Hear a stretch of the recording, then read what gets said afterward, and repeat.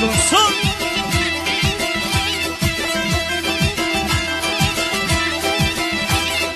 Baş kesip yaylağınla, gel yanı çaylağınla, bir düzü bana işe gönder. Arbuslu bulağınla, gösterin aynadan, aynadan, aynadan, Eşk olsun. aynadan, ince benli oynadan, aynadan gönder, aynadan, ince benli oynadan. Sağ ol Aydın'da.